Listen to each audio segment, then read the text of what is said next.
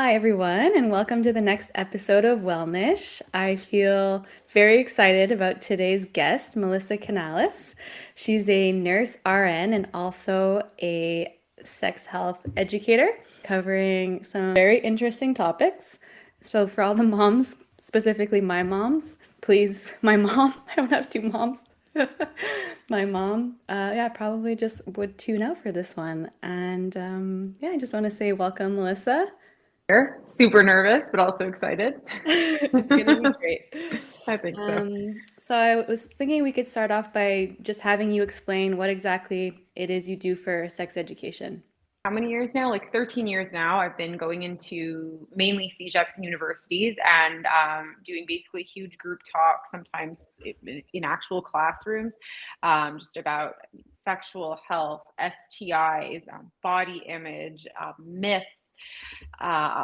We talk about obviously vaginal care, women's health, men's health, all kinds of topics. Basically, it's super broad, and I mean, a lot of times we notice that a lot of people that should probably know more who are engaging in sexual activities actually don't know as much as they think they do. And I'm always shocked by the things I'll say, and people are like, "Oh my God, I didn't know that." So my Mm-hmm. job is to enlighten them and prevent sticky situations from happening as much as I can. I mean, you can only inform people and then they do what they want with the knowledge, but that's essentially what I do as a sex educator. I love that, and I think it's so important. And totally, I definitely felt like uneducated about it. And I was wondering if you had any insight, like where do you think that comes from? Like why are we not taught about sex at an earlier age? Is it more like family values, or where do you think the problem lies? Honestly, from an educator's perspective, I think that the reason we only learn it when we're actually like in the field playing the game is Yeah. because I think that like school systems, school boards, teachers, like no one wants to touch it because they're afraid to get in trouble. And obviously, Hmm. like not all parents in classrooms are going to be super open to hearing like or having their kids learn about sex. So they have to be so careful, which I mean, I mentioned this to you in previous conversations. I really don't enjoy teaching people under 18 because it's so touchy, but they need the information. And I think that's where the problem lies. Like, Mm-hmm. obviously, education happens at the dining room table. It can happen, if you see your kid and something happens and you feel the need to like educate them on the spot. But most parents, even, don't know what to say. They don't want to touch it. They're like, well, what will I say? Should I tell them the truth? Like, Yeah. depending on their age. I think that's the biggest issue is Yeah. the fear of like saying Talking about something and it. like opening this Pandora's box and being like, well, we told them about it, so now they're going to do it. But we're Yeah, doing it anyway. definitely in our household, it's like we're very like we always joke with our cousins like we're a very Protestant family, like I'm very close with my family, but there's just some subjects that we've never talked about. Like I remember, I guess my sex education was literally a mom gave me a book and it was like the My Period book. And I remember there being like pictures of vaginas and like cartoons kind of explaining women's bodies a little bit. And then I remember in elementary having like sex classes and it being like the funniest thing. Like nobody could stop laughing, and it was just like a giant picture of like a penis and vagina, and we just like couldn't get a grip. It's funny that you say that because I still remember. Whoops, excuse me for the noise in the back. I just remember getting my period. I got my period really young, and I was like, I think I just turned 10, so I was in like grade 3 or 4, and I knew what it was. And then like I'm listening to you talk about this book with an image of a vulva or vagina, and like until I was older, I didn't actually like know what it looked like down there because no one encourages you to look down there. And like I Never. find like even especially for girls, like guys, I mean, you hear locker room talk all the time, like everything's just hanging out. Our anatomy is internal. It's more internal. It's external. It's not Yeah. hanging out. So we don't take the time to look at it. And sometimes I think we're actually afraid to look at it. Yeah. And it's not something that we're invited to do. Even as women, there's a huge stigma around like the vulva and just that whole department. I always call it the department, but Oh. no one takes the time to look at it. And it actually, I think, gets worse as you get older. Yeah. Well, I just had a pelvic floor physio on, and I remember because like now I love everything women's health, and I was telling her how like I must have been one of her only patients. Like she put a mirror, and I was like, "Whoa, cool! Like tell me everything." And I was like, "Did you think I was the biggest weirdo when I came in like that?" But it is. It's strange. Like even just saying the word, I still feel weird when I say the word vagina, and like this is literally my career is like women's health, and there's so much shame around anything that's like the content of our pelvis. And then, if you never address that, then you hit menopause and it's like such a, obviously I can't really speak from experience, but from what the conversations I have with women, it's like, you go in another direction sexually too, and there's even more shame like on top of the layers that have built up over years. So anyways, I'm just I would grateful think, yeah, for people like no, you. well, no, one step at a time, I say. But I don't know if you've heard. I remember when I was in CJEP, they had the vagina monologues, and it was like everywhere at the time. Yes. And it was this play, and like anyway, it was hilarious. But it was just funny to see, like, if you put I don't know how many women in line, and you like lined up their vulvas, which is your external anatomy, it's your Yeah. vulva, that they wouldn't be able to identify which one was theirs. And I found that so sad. I'm like, oh my god, it's true. Mm-hmm. So I mean, I think it's just so important. Like even like forget about like even like pleasure and sexuality and intimacy and all that, like just to understand like what is normal, what is not normal, Mm-hmm. um, and what you think is not normal but that is actually normal. All of that stuff comes from actually looking at your vulva and taking a minute to see like, I find, and I talk about this all the time when I'm in schools, because a lot of the sex education that people are coming to me with is sadly from porn. There, Mm-hmm. you don't go like women are not showing each other their vulvas on a daily basis. So the ones that they see are often on a screen, Yeah. and that's not always a representation of reality. I mean, you have to think that um, these like films or short films or whatever you want to call Very them, short. yeah, very short films. That's a whole other topic of conversation. But they're targeted mostly at men. And I mean, I'm not saying that not having any pubic hair is not normal, but like most vulvas have pubic hair. I'm not saying that your internal labia might not be pink, Mm-hmm. but some of these girls are actually bleaching their Oh. internal, yeah, they're bleaching their anus, like they bleach them so that they're pink and that they appeal to the male viewer, and then the male Mhm. viewer thinks, oh my god, well this is what it looks like this is what everyone looks like. And like it's just crazy to me that this is what like even the men of today are expecting, and Yeah. that's not the reality. Yeah. So anyway, it's just wild to me, that whole world. Yeah, I was having a similar conversation with this on I was actually a guest on another podcast, and it's like I think like previously I was like very quick to blame men for like putting us in this situation. It's definitely not just them. Like I also feel like men have like all this pressure of like performance and like having to know what to do. And so like they definitely have this like weight on their shoulders, and they're probably trying to educate themselves also. And then it's like what's most accessible, like Pornhub. I don't even think you need to pay a monthly fee. No, I not at don't, I don't all. know much about it, but and like that's where they're going to learn about it. And then women, we're told like through like Cosmo and all the different messages is like you need to like please your man and like make sure that like he gets pleasure out of it. There's never been like I would never receive messages that like I need to get pleasure and like he needs to know my anatomy. It was like you need to learn how to give a good blowjob, and Yeah, then it's very true. No, and then 100%. yeah.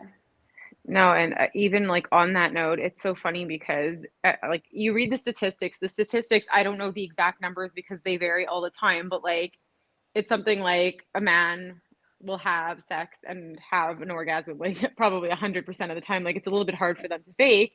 And then a woman, like most women don't even orgasm from like penetration. It's like all through, mostly through clitoral stimulation. And like forget the fact that you're trying to teach this to a partner. Most women don't even know what feels good to them. Like most women have never orgasmed on their own. It's not something that you grow up and we're like, you need to like play with yourself. Like I'll say it like that. And I'm thinking, it's funny that I'm talking about this now because I have a Yeah. son and like he's 2.5, Mhm. okay? Yeah. And he's jumping around and he calls his anatomy his kiki. And we're like laughing and we're asking him about his kiki. And like I Yeah. said to my husband, I'm like, we would never do this with a girl. Like we would never like encourage her to like talk about her kiki. Yeah. And it's just, and it stems from like a young age that no one talks to us about our anatomy or our pleasure in general. Yeah. And like it's so funny because I'll go into schools and all of a sudden like all the men will vanish and then I'll just have a group of girls and then they start or their boyfriends will leave or whatever and they're like, I have never had an orgasm. And these are like, let's say like 18 to 25-year-olds. And then you go into like the older groups, which is more in like our age group, I guess, like what, 25 Yeah. to 35. And I can guarantee you there's still women in that group that have never had an orgasm before. Oh yeah. And like they might blame themselves for it, which I mean, at a certain point, I think everyone blames it. Like women are like that. We're Yeah. very critical of ourselves. Yeah. And it's like how, like what I'll tell them is like, how do you know what feels good to you? And how are you supposed to explain that without actually experimenting?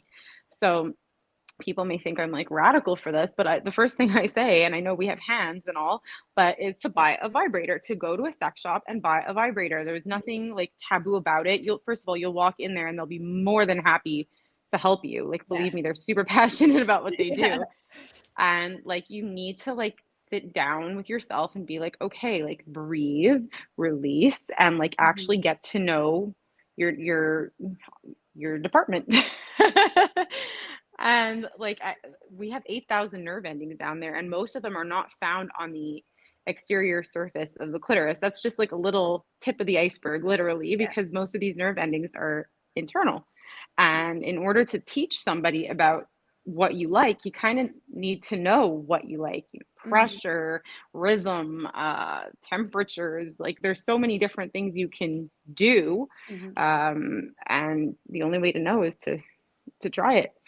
And I think a lot of girls, I know everyone gets like so like we like close up, we're like Yeah. we clench when we hear this, but like it's so true. And like the more relaxed and knowledgeable you are about your own body, the more pleasure you're actually going to be able to have with a partner and to Mhm. communicate that to them.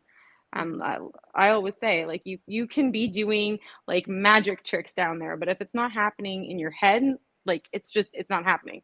Yeah. And we can fake it and we can fake it really well. So Yeah, I definitely think like just from like I don't know, listening to podcasts, it's definitely a subject that interests me. Is like for women, the mental aspect is like such a strong thing where it's like I've always been so surprised where it's like men it's like literally like the smallest thing will turn them on. It's like I'm ready to go. like Whereas instantly. I'm like going over my grocery list and I'm like really like right now like and then like like get in the game. Like what tips do you have like for women like to like how should yeah I don't know how do people should they mentally prepare or like how do you go about I guess it's like information or Like getting into the mood type of thing. yeah getting into the mood or yeah just like I guess tips for women to like understand that it is like very psychological and how they can like harness that or how to like honor how they're feeling and like Hmm. making sure that they're doing it at a time where it's gonna They work for want them. to, and Yeah. it's yeah. Well, first of all, like I can speak from like a whole different part of my own life. This is not just as an educator. Like I'm a mom now. I'm married. I've got a business. I've got like a lot of stuff going on, like all of Yeah. us at this age.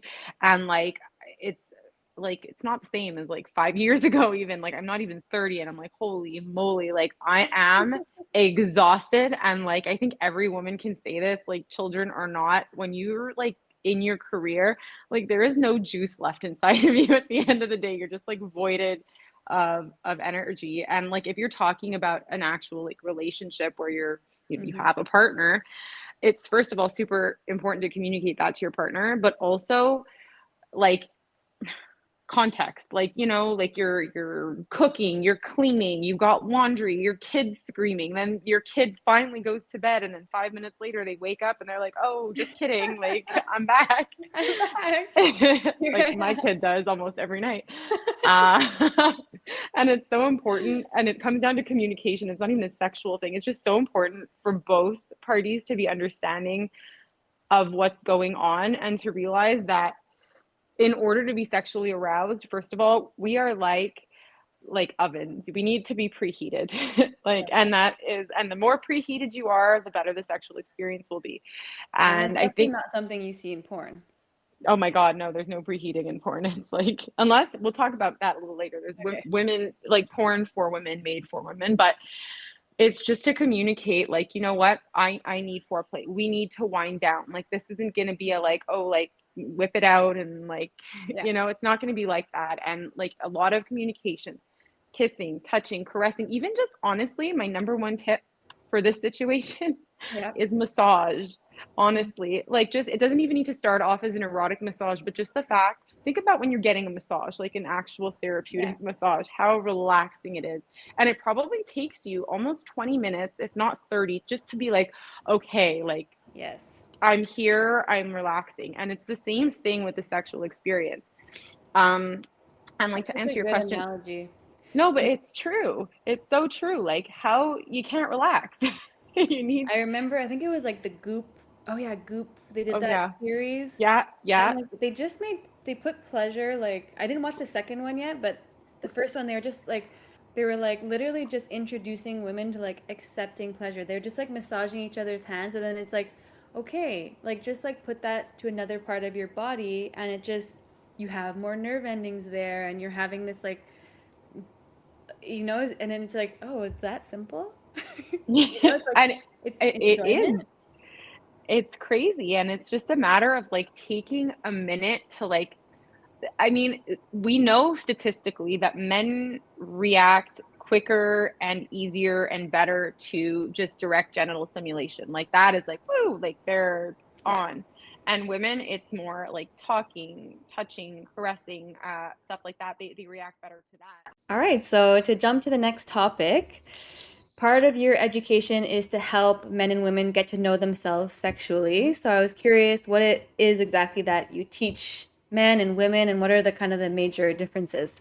So with with the men, I have to say often like I think they're just like bred to be or to give us the impression that they are very comfortable with their anatomy in general.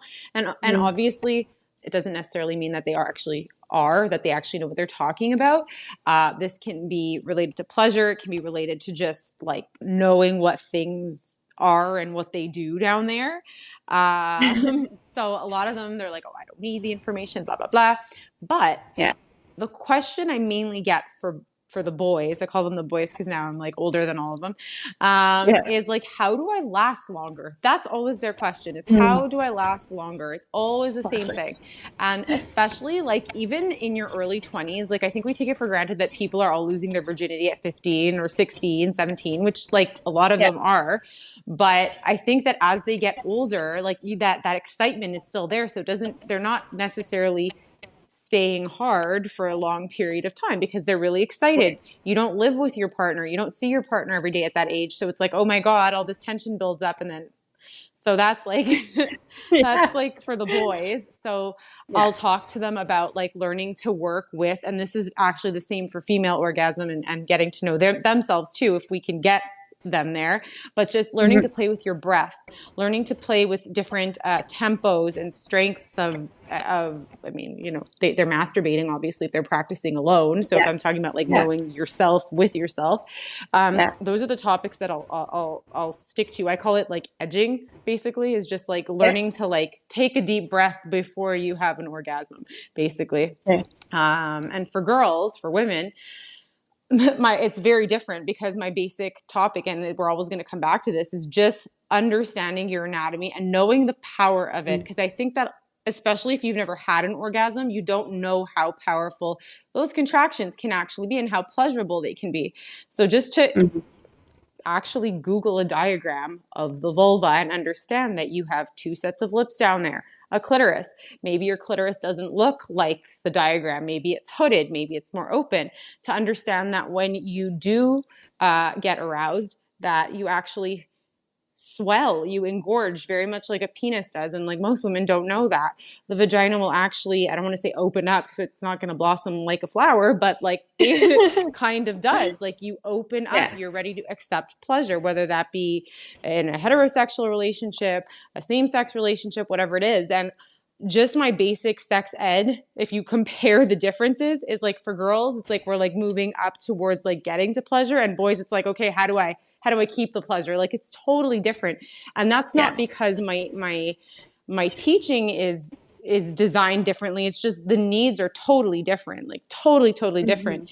And then the girls they'll ask about, even with a partner, how do I make myself orgasm with a partner? So the tips I'll tell them, and like we just had this conversation, is to Yeah. masturbate. I should make a public campaign about this, but like really to like encourage women to play with themselves. That's what it is. I remember I was listening to, I don't know if you've heard it, it's like Sex with Emily. It's a podcast. No, I haven't, but I will Okay. now. Yeah. You'd probably love it. She was saying, my vision for the future, she's like, my wish for the future is that every like couple or like every person on their nightstand has lube and like a vibrator specifically, I guess more for women. And she was like, I would just want that to be normalized. Because there's like, I mean, we'll talk about that later too, but there's even a stigma about like wetness. But yeah, Yeah. she was just saying like getting to know your body and just having it accessible so that it's more natural. I mean, No, yeah. 100%. And like, well, we're already in it, so may as well just keep going with it. Yeah. I'm just like thinking about that, like just regarding like you said wetness, and like when I think of that, I think of like the stigma just around vaginal discharge and like how like how misunderstood it is.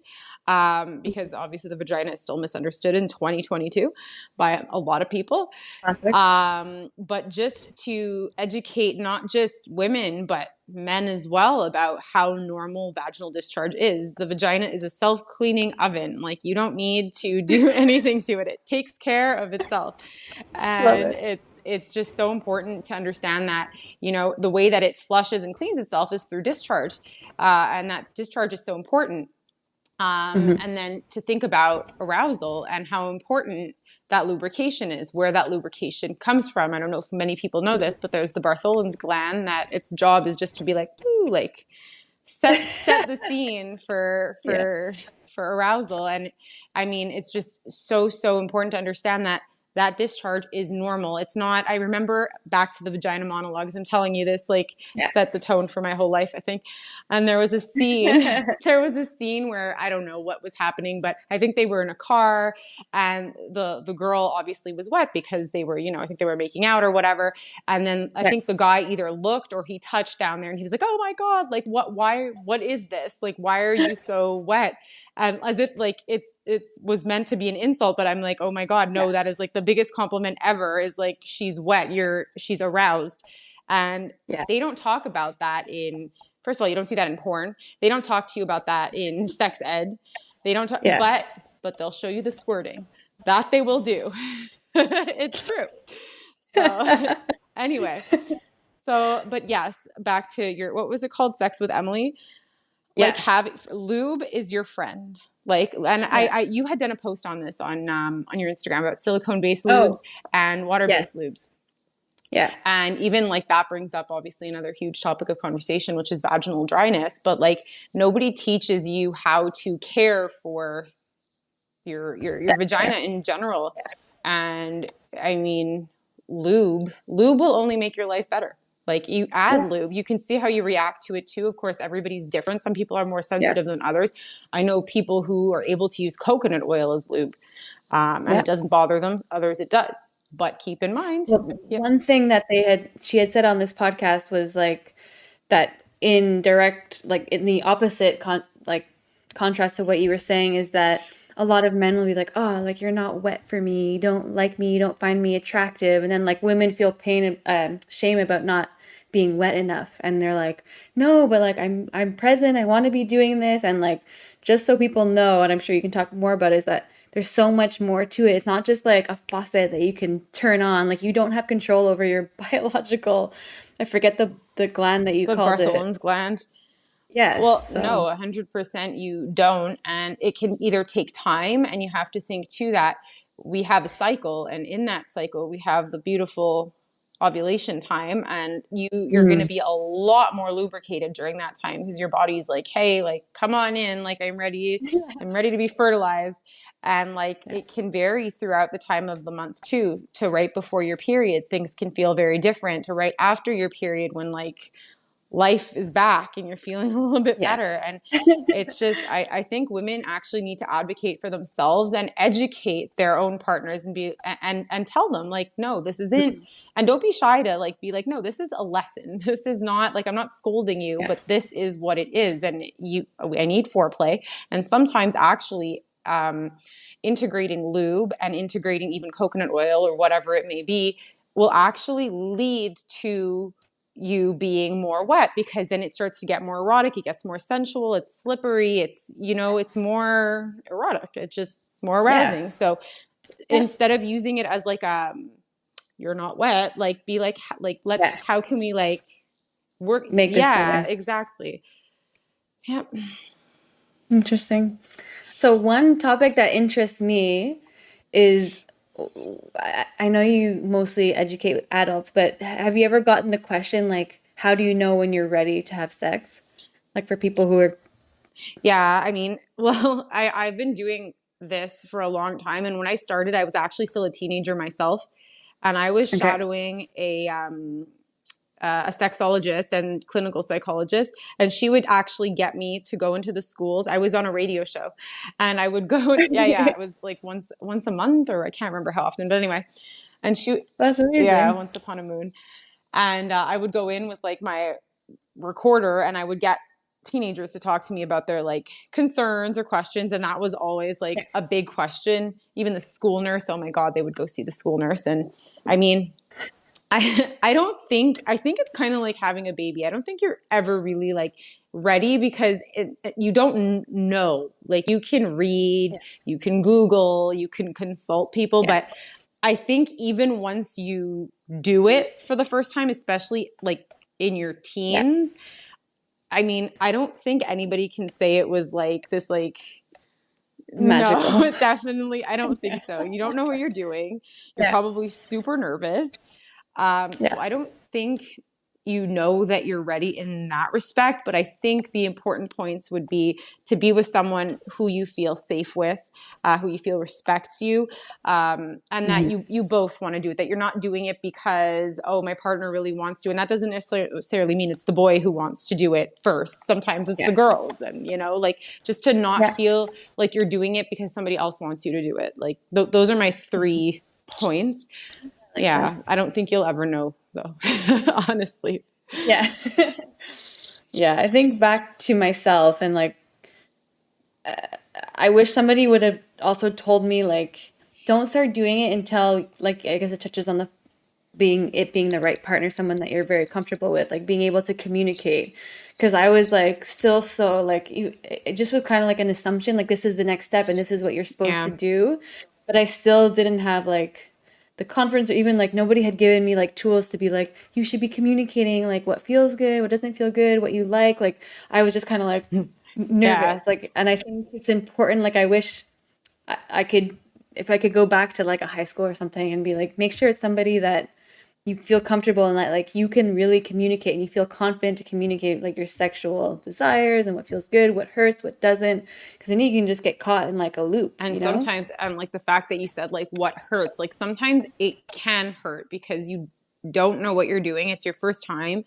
Like I Exactly. remember in sec 1, this girl came up to me and she's like, my mom said that if you, I didn't even know, this is the first time I learned that what like sex actually meant, like in the heterosexual world of like penetration, Yeah. was that Yeah.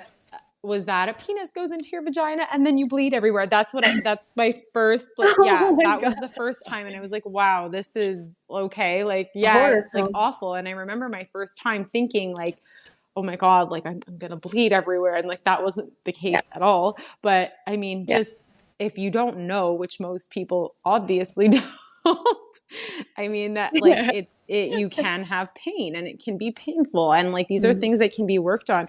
There was a statistic somewhere that said that even when people get married, like even after marriage, it can take like 3 years into a marriage to actually like have your sex life or your like your communication with your partner, like down pat, Mhm. like 3 years.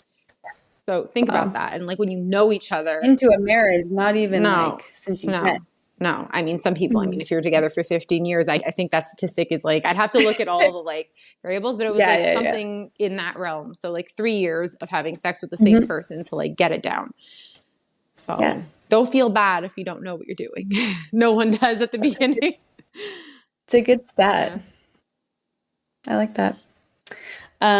Okay, so next topic that we want to talk about was we were kind of starting to go there, and then I brought you back to high Oh, school that's again. okay. Um, so we were talking about vaginal Oh, yeah. hygiene. Oh, yeah. Like, Yeah, this is something I did not know again. And like I went to my first pelvic floor physio thing and she was like, yeah, like absolutely you shouldn't be using like soap down there. All of the skin of like your vulva can dry out and that can be painful. It could be making like anything you're dealing with worse. It can and I was like, what? huh, like how have I never been told No, this? no. And like our mothers didn't tell us, and it's because their mothers didn't tell them, and their mothers before that definitely didn't tell Well, them. they were like, make sure you Yeah, wash oh down my God. there. And like Clean thoroughly. and dirty. Yeah. Oh my God. That's like going back to old times. I remember reading one of the what was it? It was one of those like royalty books, and like it was like about a girl getting ready for like her wedding night, and it was like this like Yeah. detailed process of how to like rid your vagina of like all of its impurities. And I was like, oh my God, like this would never ever go over well in like today, or maybe it would, but um no, I think it's like so important to like you said, like not to be teaching our like girls basically not to be using harsh soaps down there. I mean, look at when you're a kid, even like no one, like everyone's, all your soaps are delicate, and like it's like what changes between then and adulthood? Like things change obviously, but like you should Yeah. still be extremely careful with that area.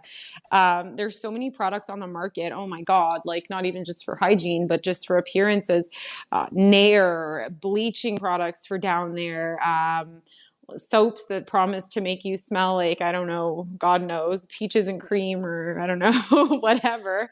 And like, it's not supposed to smell like that down there. Like, yes, there's going to be a natural smell. And of course, if there's an abnormal odor and like it's really like not tolerable, there could be something else wrong. But in general, like the vagina is supposed to smell like a vagina, not like all of these like fragrance products that they have on the shelves. And I mean, I don't want to say that all of them are horrible. Like, I mean, there's like the Vagisil's out there, and like people, like I've gotten eaten alive for promoting Vagisil just because it's like a soap.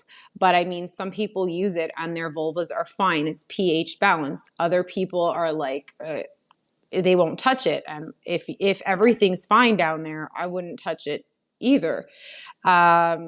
But what else was I going to say? And just about, I think you had talked about this on your last podcast, but moisturizing down there, and like how I think that being dry or having dry skin is often associated with like being an older woman, but there's a lot of other Yeah. factors like in a young woman that contribute to having dryness down there. And there's nothing wrong with needing to use a lubricant, whether that be like a suppository, a gel, a cream.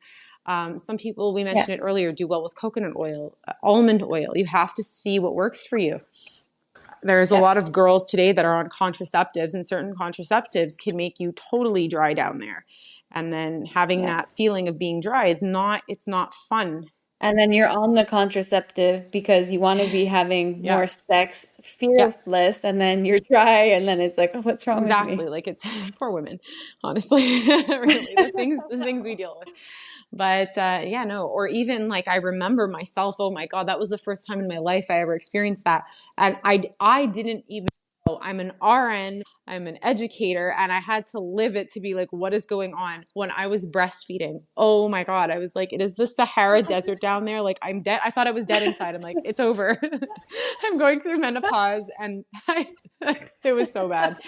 And anyway, then I learned obviously that hormones were making it so that it was dry down there. And anyway, to anyone who's Yeah. breastfeeding, you're okay. You're not dead.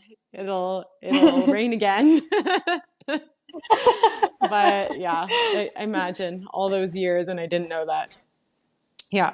So just to not be ashamed of either needing a moisturizer and to not feel bad. Like I remember, oh my God, when I was a teenager thinking that I needed to like rinse out my insides, like myself, because my mother always spoke of like the douche, and they would actually give you a douche, like the bottle. Like I don't, Yeah. anyway, when you left Yeah. the hospital after giving birth, like, oh my God. And imagine how many like Wow. bacteria you're introducing to like the most delicate part of your body at this most delicate time in your life.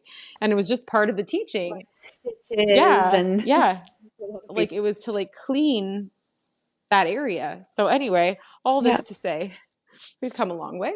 Leave it alone. If it ain't Yeah. broke, don't fix it.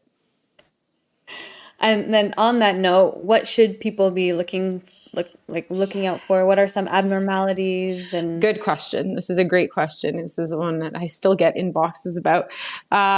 Basically, so look, discharge can vary throughout the month. Sometimes it'll be clear, sometimes it'll be maybe whitish, sometimes it might even be yellowish, sometimes even greenish, light green. These are all variations of normal. When it stops being normal is, for example, like if it's green and it's like green and you notice a smell or itching or discomfort down there, could be a sign of vaginosis.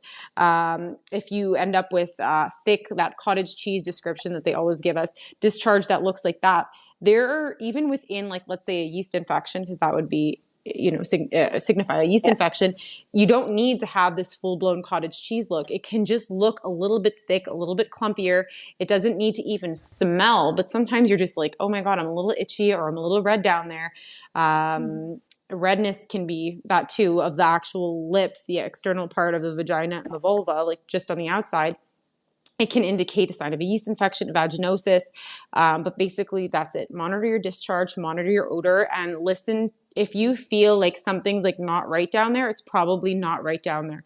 And the doctor, you'd have to go see a doctor. They can swab you and see what's going on. Is it yeast? Is it vaginosis?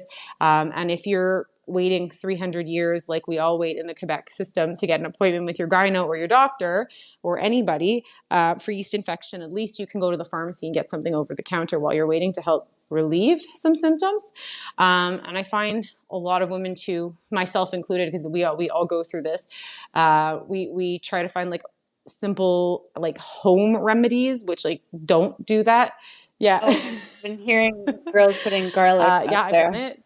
Yeah, don't do it. It is. I've tried everything like over the years, like not in recent years, but in previous uneducated years. Yeah. What about like people who put the kind of like a Yeah. probiotic, but Yeah. So you're pro that? that I'm personally okay with. Obviously, I'm not a doctor, so I'm not going to start prescribing. Well, a doctor will never prescribe you probiotics. Usually, it's very, very rare if you find one. But even like, for example, boric acid, finally you can buy it on Amazon if you wanted to. And I remember a time where we had to go to a special lab that had to prepare these little capsules to treat yeast infections. And like, it's such a simple thing to find. I was ordering it from like this like site online. I was making the capsules myself at home because they got so expensive. And these are things that you can now get over the counter again to help treat yeast infections and vaginosis.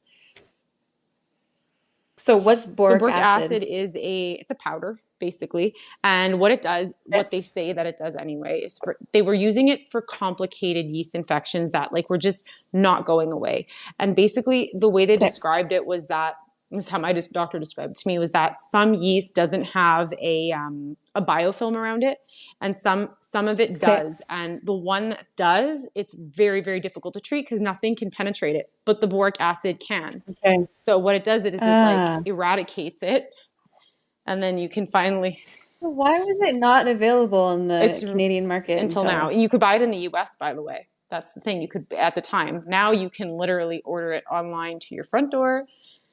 Treat yourself, isn't it? We have to treat ourselves in 2022. Yeah. Wow. Yeah. Fun facts. And I would love to like just educate some people on like how can people get yeast infections, because I feel like again there's so much shame around that and women always think like they did something wrong, and I just would love for you to highlight like the simple ways that people can get one. A few ways. So number one, obviously, like they say that sometimes going in hot tubs and stuff like that. I know a lot of people have come out with yeast infections or UTIs. So like going in a jacuzzi, keeping wet underwear on for a long time, not changing your underwear frequently, not keeping dry down there, not changing your clothes after working out.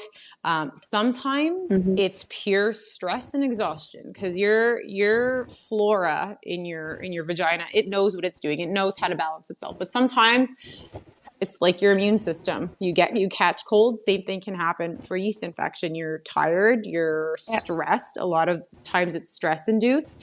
So those are the basic things that you can do to get one. Also, maybe we knew, maybe we didn't know, but if you're on antibiotics, if you're being treated for something else, oh my God, like the yeast infection, I used to get patients at the hospital all the time. That happened to it's me. honestly awful. Like it's really not fun.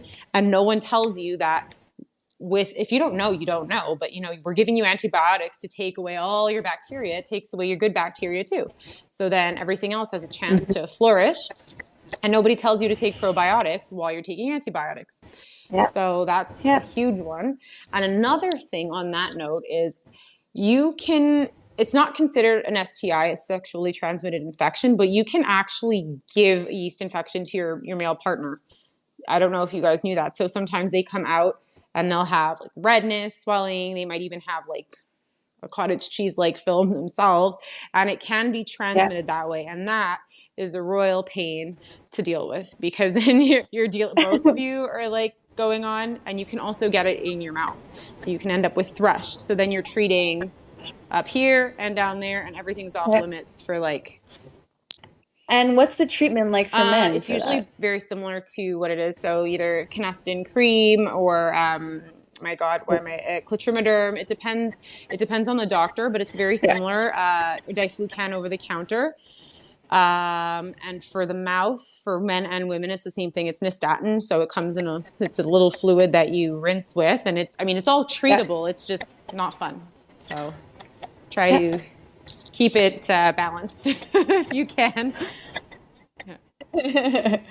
And then last note on hygiene. So what do you recommend for like sex hygiene, like after sex, before? Yeah, so especially, honestly, women and men afterwards, always pee after sex because the female urinary tract is a lot shorter than the male urinary tract, so we're more prone to UTIs from bacteria, whether you had oral sex, if you used lube, if you used condoms, whatever's going on down there, you just flush it out. If you can. Honestly, I shower afterwards. I like to, if you can, you feel better. And for men included, also to wash afterwards because, especially if even for a guy, if you're not circumcised too, or even if you are, everything's closed up afterwards. So the more bacteria and fluids you eliminate, the less risk of having any irritation of any kind for all parties. So that's my suggestion. Yeah, that's super important. And also, just wanted to mention on that note for women is like UTIs, like chronic UTIs are not normal. I've never had one in my entire life. Like there are people that don't get them. And if you are having them, like for sure speak to your doctor, but also pelvic floor physio, osteo, like there's tons of, or naturopath even, like you need to, that's something that should be worked on. You shouldn't just be antibiotics taking constantly. No, and like your system, you weaken it too every single time. You're like trying to fix the problem and creating another problem at the same time. But also, I feel like they teach us this from a young age, but wipe from front to back. So clean to dirty always. So I was shook, I was studying, like we were taking our pathology course, and I don't know why, it just never occurred to me that, and I had brought my pelvis out just to illustrate this, is that like the reason why women get it, I just didn't realize that like the bacteria from our bum is how people usually get UTIs. Like I was like, how did I not know this? And then like the teacher, he was so funny, like he really illustrated, and I have my pelvis so here. Like, look how close it is. Like you can see like bum, urethra. It's like very, very close. Whereas men, like this space, like if you picture like a penis, that hole is very far from their bum. That is why they will not get one. It is possible for men, but I was like, oh, it's like so much sense. And I had never been taught that because women, like just Yeah, deal with like it, take your figure antibiotic it after. out. Have a Tylenol if it hurts. It's like, Yeah, but yeah, just so you can have an illustration thank for you for bringing out your pelvis. that. Okay. So yeah, I was also wondering, so this is something that like bothers me too, is because I hear like in my clinic of, women who get STIs when they're really young because they're literally not educated. And I don't know, I just find that such a shame because they like, I mean, it's not only women, I just treat mostly Yeah. women, but men and women. It's like I think that going back to like, are you ready to have sex? I think everybody should understand the realities of what that is. And yeah, I would just like love for you to, because I'm sure we will all learn something from you. Just getting like a recap of that and safe sex practices and just I don't know things that you think we should all hear, Well, even I as always have adults. my little mini capsule because I find like listing out all the STIs and how to get them, like no one listens and everyone forgets. And I always go Yeah, over like two things. Like first, well, number one is how do we get an STI? And I'll ask people and they'll be like, oh, I don't know. Like whatever, through sex. Okay, well, what yeah. does that mean? So I always say skin to skin or fluid to fluid contact. Those are your two main ones. And then Okay. I asked them, do you know what fluids you can get an STI from?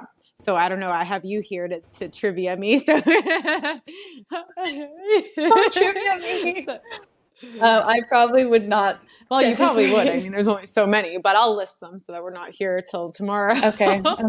So, Well, I would think like skin to skin, I think is herpes, okay, so this is HPV, good.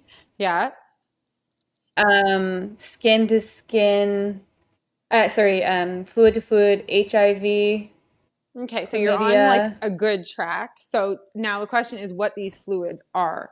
So I'll list them. There's six, and like so there's blood. Okay. So we all know about blood. Sperm and semen we Yep. count as two different ones because you've got your fish, which is your sperm, and your semen, which is your lake. Yep. Vaginal secretions. So anything that comes out of your Yeah. canal, you can get an STI from. Yep. They didn't used to list this one. Now they do. Anal secretions because there is mucosa in there. So anal, where are we? So Yep. blood, Yep. sperm, semen, anal secretions, breast milk. Breast milk is actually one of them. And one of the ones, yeah, yeah, no, Wow. yeah, everyone like wows at that one. No one ever gets that one. And one of the ones that many people they'll say, and then I'll kind of correct them, but they're not wrong, is saliva. Because you would think, well, duh, like kissing, like contact. We don't always Yeah. worry about saliva because it's not common to transmit STIs through saliva. It's not impossible, it's not common, but kissing is still not like safe. I'm not saying like don't kiss your partner ever, but it's still not safe because Yeah. a lot of the think about like herpes simplex 1. So you've seen somebody who has a cold sore, right? I'm not saying that Yeah. because they have a cold sore that it's sexually transmitted, because many people get it probably from their parents or a sibling or whatever. A lot of people have it, they don't even know they have it. But you can Yeah. transmit that to a person by kissing, even if they don't have symptoms. And whatever you can get up here, you can transmit down there. And it's just the gift that keeps on giving both ways. It's awful, like that it becomes herpes simplex Yeah. 2, but it still can get transmitted into the mouth. So vice versa. So Okay. those are your fluids. Those are, if Okay. I can say, like, that's my like nutshell. And then you have to think like there's Yeah. viral infections and bacterial infections. So, I mean, we've had, let's say you've had a UTI. We were just talking about UTIs. It's bacterial. So we know that it's treatable. Just because it's treatable doesn't mean that there's no repercussions. If you don't know you have it, your symptoms start up later. You end up with more severe symptoms because it went untreated. It doesn't mean that you're like off the hook. So the earlier that you catch something and treat it, the better, the outcome. And then I remember people used to like, I mean, men, I guess like men that I used to hang out with sometimes would literally joke like, "Oh, it's chlamydia, it's just a slap on the which, wrist." yeah, Like, but for some women that I've treated, that chlamydia that went undiagnosed because they had minimal symptoms, like they're yeah, infertile, yeah. like their Scarred. tubes They get get yeah, scarred 100%. And like that's exactly what I mean, in the sense that, okay, yes, theoretically, I don't want to say it's like the joke STI because you can get it easily treated, but like you, first of all, you need to know there's something wrong. Then you need to be not embarrassed to go to Yep. the doctor to actually say, I have something. Yeah. So no, that doesn't mean there's no Yep. repercussions. And then if you're really not careful or just unlucky, then you end up with a viral infection. And those, unfortunately, are for life. It doesn't mean that you're going to suffer every day of your life, but it's going to be a recurring issue that you can transmit for the rest of your days. So, I tell people, especially Mm-hmm. like in our age group, I find even now, like hookup culture is like so like normal, like with Tinder and like all Yeah. these apps that I know nothing of. But I mean, Yeah. it's just like having sex is like the new handshake. Like it's like normal. Like and I don't Yeah. think that people are like, hey, are you like STI free before an encounter? And then like before you know it, someone's burning when they pee or there's something going on that was Yeah. unexpected. I know somebody that ended up with like full like blown herpes after one of these encounters. And it's like, it didn't need to be that way, and sometimes people Yeah. don't even know they have STIs. Like they don't look down there. They don't even know something's up. Yeah. So it's just Yeah. like so important, like to protect yourself. And the symptoms can be really subtle too. Like, I mean, all you see or like hear about it, like for herpes, for example, is like a giant rash and it's so obvious. But you One, can have that's one it. tiny lesion because your immune system is down that week, Yeah, that's it. and And you that's it. transmit it to someone, you might just think it's a skin tag because it doesn't look like much. Like not Yeah. everyone Yeah. shows their symptoms very, very differently. Yeah. So yeah, 100%. So those were my like take home STI reviews. The only two ways, the surefire way to not get one is to not have sex, obviously. Yeah. But use of condoms, even dental dams. Like if you're going to be going down on somebody that you don't really like know well, like especially if it's like going down on a girl, there are dental dams. Use a dental dam. Like it's, like you can save yourself from long-term repercussions. And if it's on a guy, you can just use a condom. I know it's like not like ooh super romantic to use a condom, but neither is herpes. So yeah. Yeah. Yeah. Well, that's very useful. And I like how you broke that down because, yeah, exactly. It was like literally, I just remember getting like Mm-hmm. lists and then tuning Yeah, no, out. it's boring until you get it. Then it's a little bit less boring. Yeah. Um, okay, so coming back to Mm. pornography, switching it up. Um, yeah, so I guess how do you think that it has affected men versus women, and like how do you get across to the people that you're teaching? Like, what are the major points you want them to take away So after obviously seeing you? number one is that porn is not real. And like you'll see, well, I'll describe a typical scene and even you'd think today it would be better, but it's not. You see this girl like screaming and panting and like as if she's like her head is gonna like explode from like how pleasurable it probably isn't, but that they're making it seem like it is. So it's not real. It's all Yeah. theatrics. For guys, I mean, look, they cast the guys in their scenes appropriately. Like they all have humongous genitals, like big penises, like that's what they see. And like I actually do a penis talk too. I'm like very women oriented, but like I do a whole penis talk about like average Yeah. size and how Love average it. doesn't mean it's not okay. Like average is not a bad word. And then Okay, well, I want to hear the penis talk for sure. I'll give you the nutshell version of it. But basically, I Okay. literally have like I go around with my case of like I have dildos and I use them for teaching just for size and like some I make jokes. Like you've kind of seen Yeah, my teaching style a little bit. Very relaxed. I love But it. basically I take out these two penises. I've got my teaching one and then like a dildo and it's a little bit bigger. And I'll just ask them like what's the average Yeah. size? And then they'll give me, their answers and whatever. And then I'll give Yeah. them the answer. And then I'll ask them, like, how do you know how big a penis actually is? And like everyone laughs when I say this, but it needs to be erect. You Yeah. don't know. Like they say growers, not showers. And it's true. And like, I Yeah. mean, I don't know. Well, it's all the hockey players. My husband's a hockey player, and it's just like, I know. like they all know, like whatever. Like they could probably identify each other. Like it's crazy. Oh, they 100% And could. like, but they don't go around with erections, right? So nobody actually knows what's hiding under there. So, I mean, just like female anatomy, I mean, the curvatures can be different. The colorings can be different. Some people are circumcised. Some people are not circumcised. Some guys decide to circumcise later in life for whatever reason. you Hmm. know, like there's so many differences, distribution of pubic hair, if they want to keep their pubic hair. By the way, the new generation, they are like on that, like this product called Manscaped. I couldn't believe like how, like they were young, they were like young guys, and they were like, no, we're on it. Anyway, that's a Yeah. whole other topic. But all this to say that for the physical aspects of the penis talk, I talk about me, like that's my main topic, and then they'll throw in their questions and it'll become a conversation. Um, Okay. and what was my question? Now I had a question I was supposed to answer and I don't remember anymore. Oh yeah, porn. Back to porn. Yeah. So then Yeah. when you see the women in these videos, like often, I don't want to say they all have big fake boobs because that's not true. Some of them have real fake boobs too, and I mean real big boobs. Yeah. But like, I mean, you see them screaming, you see them sometimes squirting, and I think, I mean, because of what they've shown in porn, I think even squirting has been made to be mythical, and it's actually not mythical. Like it can happen, like it does happen. It's a real thing, but in porn, it's like I Yep. don't know. They yeah, Everyone. everyone, and they use like theatrics to make it like this like wave, I don't know. And I think that when women watch this, and young girls especially, like they don't know, they think that this is like, oh my god, I have to do this, like I need to perform. And like sex is not a Yeah. performance. Like it's, if you're performing, it means you're not in it. Like it's one thing to try to like entice your partner and like, you know, play with them. It's another thing to like literally be acting.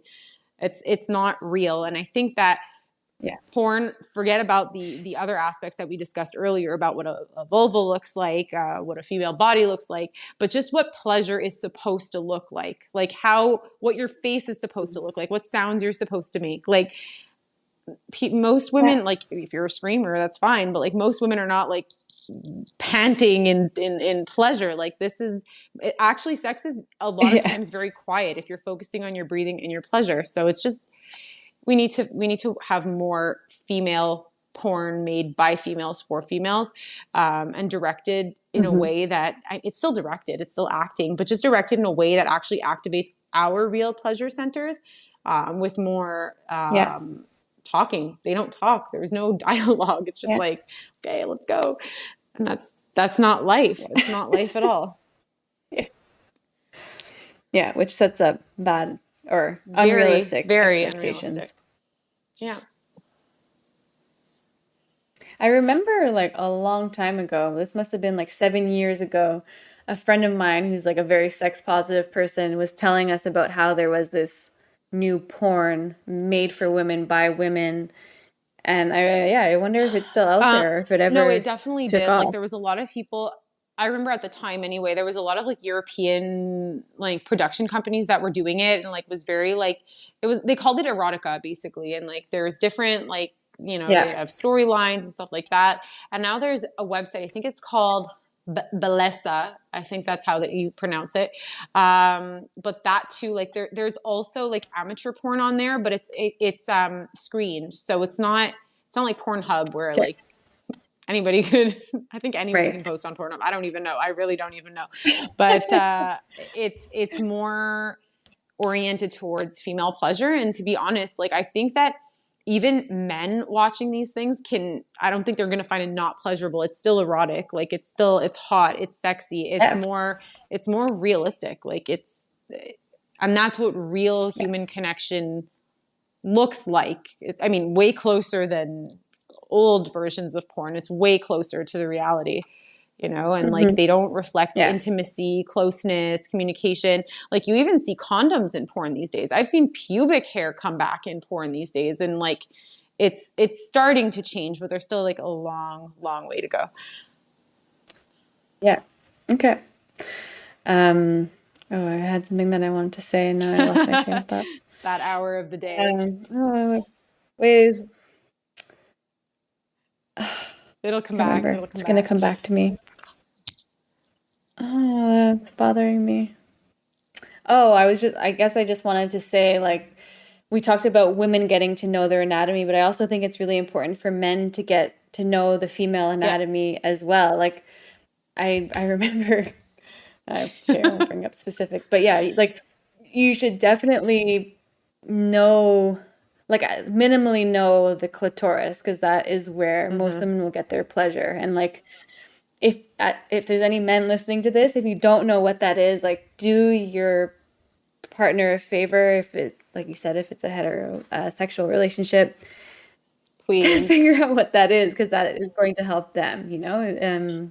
Yeah, and just look at a photo, because men are, I even feel like to a certain extent, Sorry. men are told that like Oh yeah, vaginas are no, it's gross, you true. But know? I think, It's yeah, like, we're told our vaginas are gross, and then they obviously might think so too. And I mean, do your research. And there's some guys who do their research and they want to know more and they want to like yeah, understand. And the more questions too, if there's any men listening to this, you know, like ask your yeah. partner questions, like, cause they might not even know the answers themselves.